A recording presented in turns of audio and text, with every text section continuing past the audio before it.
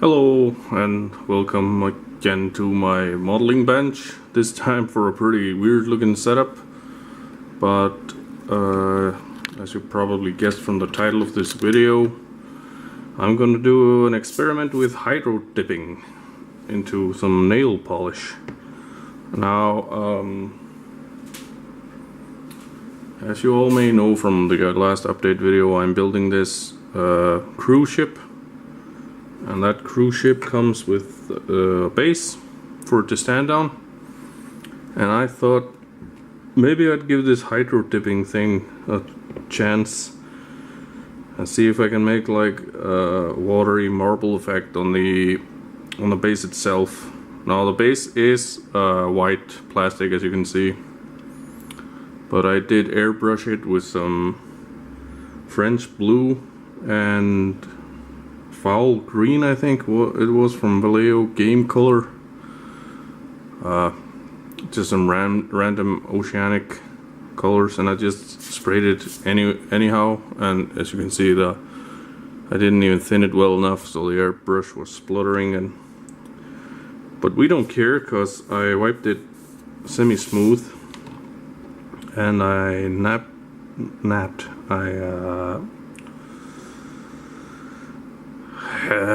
stole or borrowed some ocean colored nail polishes from my sister, because the 4 women I live with don't have that many blue nail polishes. This one has a slight shimmer to it, like a glimmery effect, like a shimmering effect. But yeah, anyways, I did a little test piece.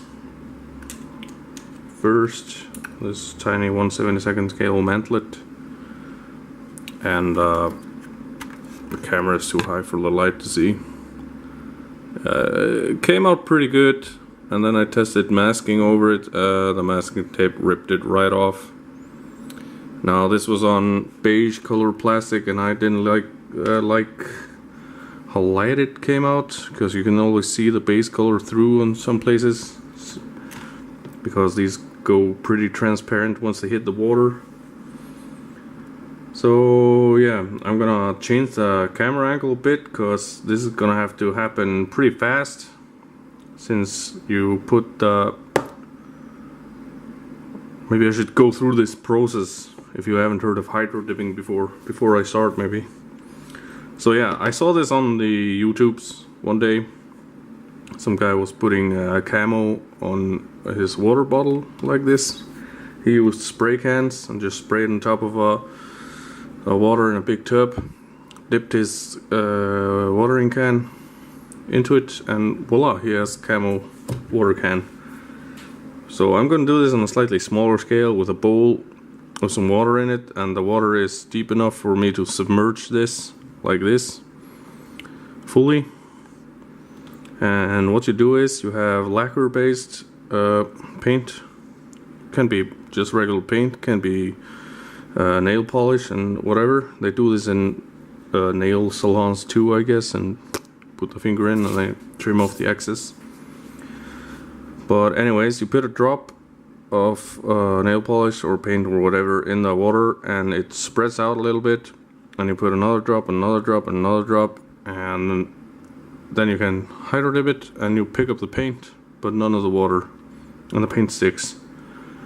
And you can also do like I'm gonna do take a stick and do some swirls in it, and try to get like a marbly effect. And yeah, hopefully this will make a cool looking stand for my cruise ship. So I'm gonna reposition the camera to get a closer look on the water bowl, and I guess we'll just see how it goes. I mean, is it gonna be a third time I try this? Never tried it on something I was actually gonna use before. The second time was this that I did earlier this morning, and the other one was just playing around when I first discovered this method. But it all turned out okay, I think. So let's have a closer look. Right, so now we're up close, and I already loosened the caps of all of the nail polishes. And apparently this is supposed to work better if you have like newer nail polish because it will flow better and give a better drop. And these are pretty old, which is why my sister let me take them. So we'll give it a shot anyways. See what happens. And yeah, it's probably gonna take a really long time. Now it appears to just disappear, but it's actually just dispersing in the water on top of it, so the second drop stays in there better. And yeah, maybe I can drag it along or something. But yeah, it's already starting to dry out, so I'm gonna have to work a hell of a lot faster here.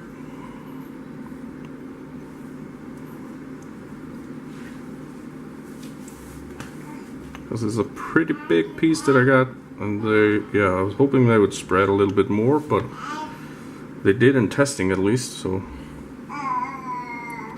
I do not know why they don't do it now. Maybe I can just pour it out. That's a bit too much though.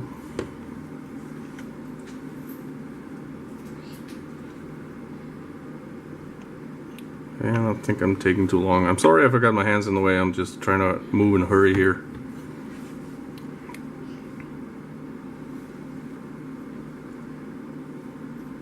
So yeah,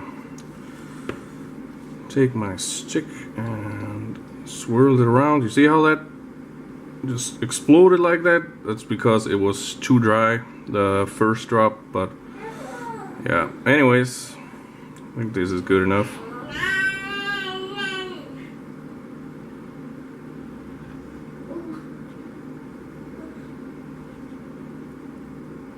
Should we try double dipping it? Let's try double dipping. So yeah, there we have it. That's kind of a cool effect, right? Is not as cool as I would have liked it to be. I wanted a little bit more white in it. Yeah, that's my mistake there. But I still like it. And I think I'm gonna keep it like this. Just let it dry off and yeah. You see that? That's not too bad, right?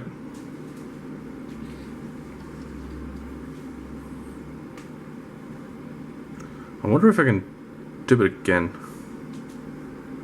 Yeah, you see, if you make a mistake and it dries out too quickly, this is all you have to do. Just wait till it dries completely and then just pick it out of the water.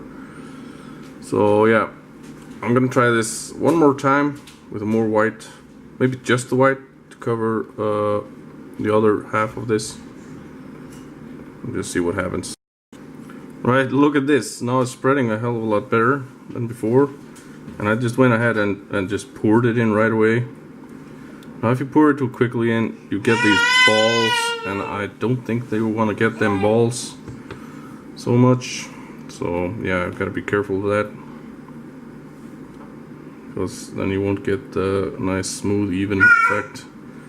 But sometimes like this ball just floats back up to the surface and rejoins the others. So damn it, starting to get too dry here. Right, let's see what this hat does.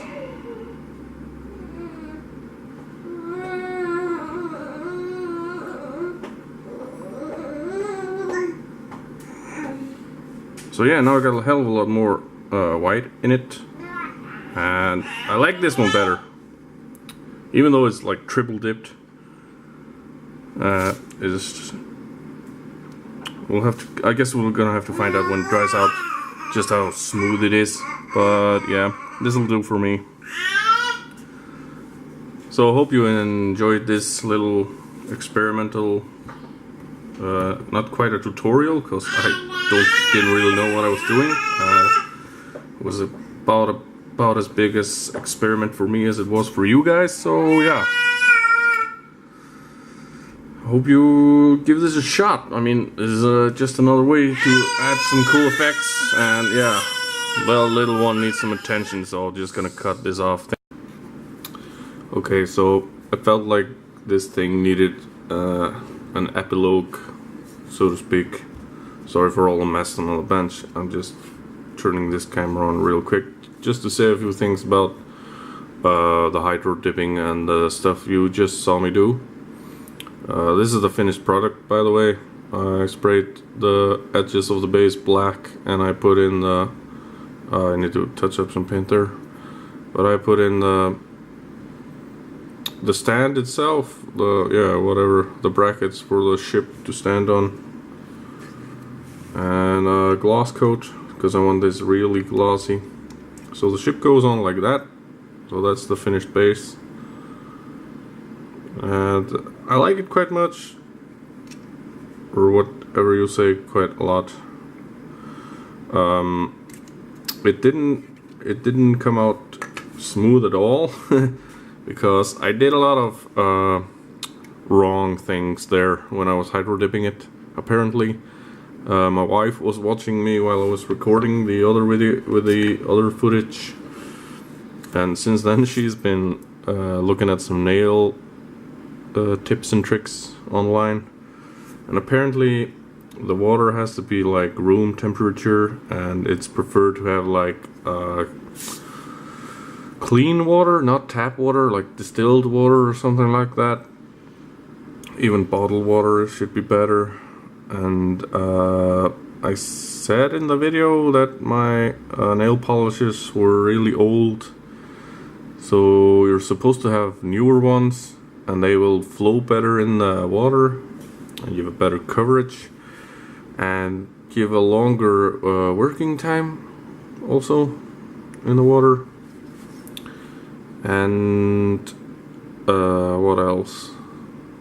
Yeah, when I started doing the swirls and stuff in the thing, I started from all the way outside of the paint or the nail polish where it was floating on top of the water. You're supposed to not go quite to the edge, since the first drop would almost always be already completely dry, so it would just be like dragging the stuff along the surface instead of pulling it or whatever, mixing it up, like getting the marble effect. Yeah, and then when you go to dip it, and I think I did quite good in the first dip, you will go slowly and make sure you don't get any bubbles behind it, and then you remove the entire content of the water surface, the paint or nail polish or whatever. So when you pull it out again, you're not gonna get like overlapping stuff. But I was double dipping it anyway in a sort of a way. I went in, put it through the paint, and then I pulled it up again through the paint. And I did that because it was so transparent, and I wanted like better coverage with some more different patterns in there, because it was kind of just the white was all here and this was all blue, and you can still see the base color through that, the green and the blue that I painted beforehand. And then I dipped it the third time, and that time I did it so quickly, and it was already so dry on the water surface that I got tons of bubbles in it. As you can see, probably there. And I decided just to leave it, because it doesn't really matter to me. You can't really see it behind when the boat is on, behind the boat. And yeah, it kind of looks like seawater now with waves and stuff. So yeah, in the end, I did this not 100% correct, but like I said, it was an experiment. I've never actually done this seriously before. I've done it twice before, and that turned out actually quite good, quite smooth and flat and acceptable. But yeah, anyways, I hope I taught you, or introduced you at least, to a new technique that you can then maybe perhaps perfect for yourself and do it better than me. So at least if I didn't show you anything new what you can do, at least I showed you what not to do. to rip off a fellow modeler on YouTube from his sentence. But yeah, hope you're not seasick for me like going like this. But anyways, that's the stand for my Aida Kara. I think I called it Akara in the last video, and for some reason with a heavy Japanese accent, but actually it's Aida Kara, even. I read the last letter of Aida as the first letter of the ship name. But anyways, the Aida is the company that owns the ship. So yeah, I'm just rambling and babbling here nonsense. So anyways, thanks for watching. Bye.